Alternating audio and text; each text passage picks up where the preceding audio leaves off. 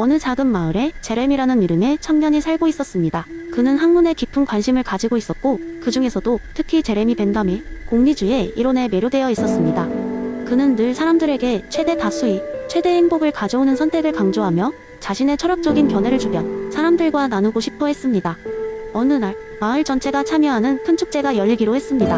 모든 마을 주민들은 축제를 기대하고 있었지만 한 가지 문제가 있었습니다. 마을 광장에 커다란 나무가 오래되어 언제 쓰러질지 모르는 위험한 상태였던 것입니다. 나무는 예전부터 마을의 상징으로 여겨졌기에 주민들은 쉽게 나무를 베어내지 못하고 고민에 빠졌습니다.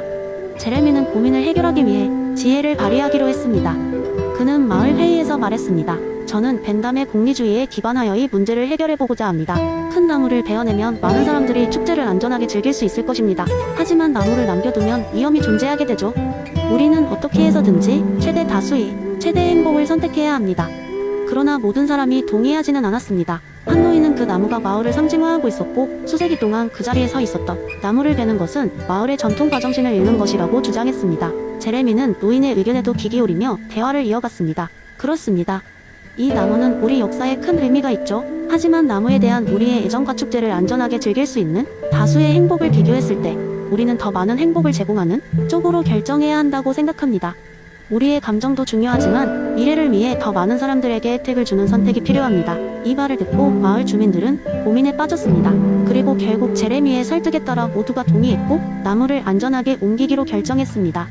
축제는 큰 성공을 거두었고 마을 사람들은 축제 이후에도 나무를 새로 심을 약속의 장소를 만들었습니다. 나무는 여전히 자리를 지키며 자라기 시작했고 제레미의 공리주의적 해결책은 마을이 미래에 좋은 영향을 미쳤습니다.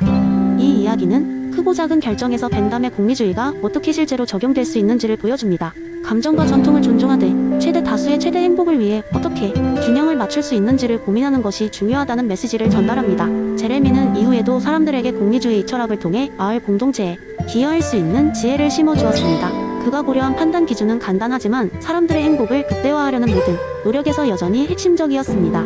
두 번째 이야기, 옛날 옛적 어느 작은 마을에서 알렉스라는 이름이 호기심 많은 철학자가 살고 있었습니다. 그는 마을에서 흔치 않은 존재였는데 주로 사람들이 당연하게 여기는 것들을 의심하고 그 기저에 있는 진리를 탐구하곤 했습니다. 특히 그는 데이비드 휴메의 인과관계에 대한 회의론에 깊은 영향을 받아 마을 사람들과 흥미로운 대화를 나누는 것을 즐겼습니다. 하루는 알렉스가 마을 광장에서 사람들을 모아 놓고는 재미있는 썰을 풀기 시작했습니다. 여러분, 제가 어제 겪은 이상한 경험을 들려드리겠습니다. 휴메의 이론을 바탕으로 한 흥미로운 일이었습니다. 이야기는 이렇게 시작합니다. 어제 오후 제가 집 근처 숲을 산책하고 있을 때 생긴 일입니다. 마을을 감싸고 있는 그 큰 숲은 늘 저에게 평화로운 사색의 시간을 선물하죠. 그런데 어제는 달랐습니다. 숲에 들어서자 마자 이상한 광경을 목격하게 되었으니까요. 갑자기 하늘이 어두워지고 우르르 쾅쾅 천둥 소리가 들리더라고요. 그리고 믿기 어렵겠지만 그 소리와 함께 나뭇잎들이 공중으로 날아가기 시작했어요. 알렉스는 사람들이 주목하고 있는 것을 보며 이야기를 이어갔습니다. 여러분도 잘 아시다시피 우리가 논리적으로 생각해보면 천둥 소리가 나면 비가 오거나 바람이 불 거라는 기대를 하잖아요. 하지만 그 순간 저에게는 그저 나뭇잎들이 하늘로 날아오르는 놀라운 장면이 펼쳐졌을 뿐이었죠. 저는 휴메의 이론을 떠올렸습니다. 정말로 천둥 소리가 나뭇잎들이 날아오르는 원인일까요? 아니면 그저 우연의 일치일까요? 사람들은 혼란스러워하며 웅성거리기 시작했습니다. 대부분의 사람들은 폭풍과 같은 자연 현상에 익숙했으나 알렉스의 경험은 왠지 모르게 마음속 깊이 자리 잡은 확신을 흔드는 듯 했습니다. 바로 그때 한 노인이 조용히 손을 들어 말했습니다. 알렉스, 그러면 나뭇잎이 날아오른 것이 우연이 아니라면 어떻게 설명할 수 있을까요? 알렉스는 미소를 지으며 대답했습니다. 흥미로운 질문입니다. 제 생각엔 우리는 매우 많은 상황에서 당연하게 받아들이는 것들에 대한 새로운 관점을 필요로 하는지도 모릅니다. 흉이 주목했던 것처럼 우리가 반복해서 관찰한 사건들 사이의 규칙성에 근거해서 인과관계를 추론하기 쉽지만 우리가 실제로 그 사건들 간이 필연적인 연결성을 증명할 수는 없어요. 그것은 우리가 경험하지 않은 새로운 상황에서도 과거의 규칙을 기계적으로 적용하는 것에 불확실성을 부각시켜줍니다. 이야기를 마무리하며 알렉스는 말했다. 사실 나뭇잎 사건의 진상은 강한 바람에 의해 나뭇잎들이 날아갔던 것이고 천둥은 그저 자연의 배경음이었을 뿐이었습니다. 그러나 그런 예시는 우리로 하여금 항상 인과관계를 의심하며 좀 더 개방적인 시각을 유지하게 해줍니다. 휴미 제시한 귀납의 문제처럼 말이죠. 사람들이 박수를 치며 알렉스의 이야기에 환호했습니다. 그의 이야기는 단지 재미있고 신기한 일화로 끝나는 것이 아니라 일상 속에서 우리가 쉽게 지나쳐버리는 인과 적출론에 대한 성찰을 이끌어낸 것이었습니다. 알렉스의 이야기는 그날 이후로도 오랫동안 사람들의 대화에 회자되며 그들의 삶을 바라보는 새로운 시각을 제공해 주었습니다. 세 번째 이야기, 옛날 어느 평화로운 마을이 있었습니다. 이 마을에는 모든 사람들이 행복하고 조화롭게 살아가는 것처럼 보였지만 사실 이들은 매일 밤 하늘을 올려다보며 토마스 아퀴나스의 자연법 이론을 바탕으로 신기한 의식을 치르는 것이었습니다. 이 마을은 자연의 소리를 듣고 그것을 따르는 것이 전통이었는데, 이는 아퀴나스의 주장이 삶에 실제로 어떻게 적용될 수 있는지를 보여주는 독특한 방식이었습니다. 마을 한가운데에는 오래된 종탑이 있었고 종탑 위에는 커다란 종이 하나 걸려 있었습니다. 이 종은 특별한 날에만 울려 퍼졌습니다. 사람들은 이 종소리가 자연법의 소리라고 믿었고, 매번 종이 울리면 마을 사람들은 일손을 멈추고 모여들어 종소리를 듣고 그 의미를 해석하곤 했습니다. 매년 그 소리가 들려올 때마다 마을 사람들은 그 소리에 귀를 기울이며 자연법의 메시지를 찾아 나섰습니다. 그러던 중 어느 해 겨울이 깊어지자 종이 전혀 울리지 않게 되었습니다. 사람들은 처음에는 아무 일도 아닌 줄 알았지만 날이 갈수록 종소리가 들리지 않는 것에 대해 걱정하기 시작했습니다. 나무가 부러질 만큼의 눈이 쌓이고 얼음이 두껍게 깔린 호수는 사람들의 발걸음을 무겁게 했습니다. 더 이상 기다릴 수 없다고 느낀 마을의 지도자인 노장 달리는 사람들을 모아 대책을 논의했습니다. 우리는 왜 종소리를 듣지 못하게 되었을까요? 혹시 우리 마을에 무언가 잘못된 것이 있는 걸까요?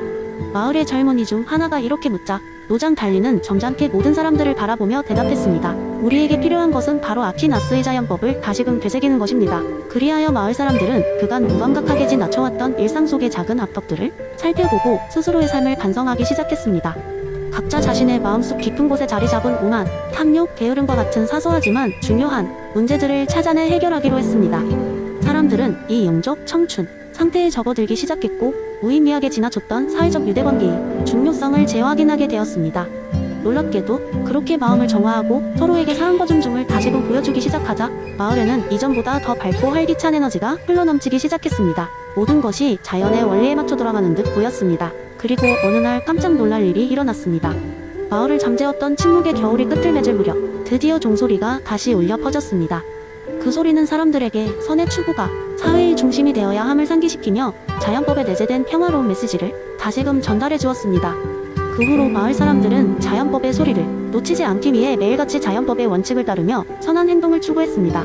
그리고 그들은 정말로 더 행복하고 만족스러운 삶을 살게 되었습니다. 모든 것이 아퀴나스가 주장한 대로 인간의 본성에 뿌리 박은 선을 좇는 것이 모든 공동체를 살찌우고 풍요롭게 한다는 사실을 깨달았던 것입니다. 이처럼 이 작은 마을의 이야기는 토마스 아퀴나스의 자연법 이론이 단순한 철학적 반론을 넘어서 우리의 일상적인 삶 속에서 어떻게 구현될 수 있는지를 재미있게 보여주는 하나의 예시가 되었습니다. 자연법의 소리는 결국 늘 우리 주변에 있어 우리가 그것에 귀를 기울이고 올바르게 살아갈 수 있도록 인도하고 있었던 것입니다. 네 번째 이야기, 옛날 옛적 인간이 막 세상의 무대에 등장했을 때로 거슬러 올라가 봅시다. 그때는 지금과 같은 도시도 법도 규칙도 없던 시절이었습니다.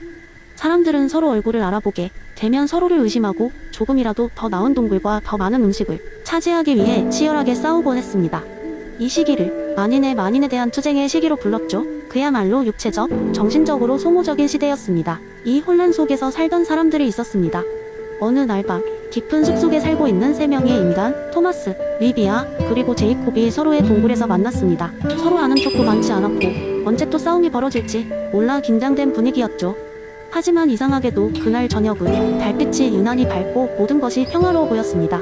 그래서 그들은 슬쩍 내기를 하나 제안했습니다.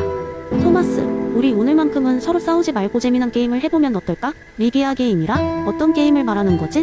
제이콥, 나도 궁금하군. 어떤 게임인데? 토마스가 조심스레 입을 열었습니다. 우리가 서로 합의를 이루어 잠시 모든 다툼을 멈추고 각자가 가지고 있는 물건을 내놓아 공동체를 만드는 게임 말이야. 그 대신 우리가 가진 두려움과 조바심도 잠시 내려놓는 거지. 우리가 만들어낸 공동체는 서로를 보호해 줄 테니까. 이 아이디어는 도박 같았지만 세 사람은 고개를 끄덕이며 동의했습니다. 그렇게 해서 그들은 저마다 다른 물건들을 가져와 더 큰 목표를 위해 한 곳에 모았습니다. 토마스는 사냥용 창을, 리비아는 과일을, 제이콥은 따뜻한 가죽 옷을 가져왔습니다. 그렇게 작은 공동체가 형성되었고 그동안의 경계심은 희미해져 갔습니다. 그 이후로 그들은 각자 역할을 나누어 생활하기 시작했습니다. 토마스는 사냥을, 리비아는 식물 채집을, 그리고 제이콥은 물건을 만드는 일을 맡았습니다. 서로의 역할은 명확했고 덕분에 그동안 자연 상태에서의 불확실성은 점차 사라져갔습니다. 그들에게 주어진 새로운 자유는 의외로 그들이 함께했기에 가능한 것이었습니다. 며칠이 지나 주위의 다른 사람들이 그들에게 다가오기 시작했습니다. 어떻게 그렇게 평화롭게 사는 거죠?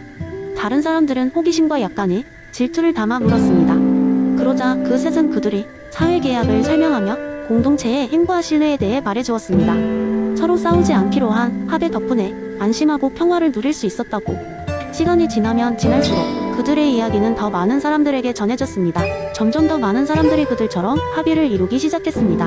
마침내 토마스, 리비아, 그리고 제이콥이 시작한 이 작은 활동은 마을에서 도시로, 그리고 나중에는 국가로까지 퍼져나갔습니다. 강력한 주권자를 중심으로 한 큰 사회적 구조가 형성되면서 그들은 모두 자유와 안전을 동시에 얻을 수 있었습니다. 그렇게 오랜 싸움과 불안정함 속에서도 인간 사회는 질서와 평화를 이룰 수 있었던 것입니다. 이는 바로 홉스가 말한 사회계약의 첫 시작이었고 수천 년 후에도 우리에게 중요한 교훈을 제공합니다. 우리는 여전히 사회계약 속에 살고 있습니다. 각자가 약속을 지키고 서로의 안전을 위해 작은 이익을 포기함으로써 우리는 더 큰 평화를 얻고 있습니다. 어쩌면 토마스, 리디아, 제이콥은 오래전 그밤 달빛 아래에서 이를 이미 알고 있었던 걸지도 모릅니다. 세상의 변화를 이끈 그 작은 약속 덕분에 말이죠.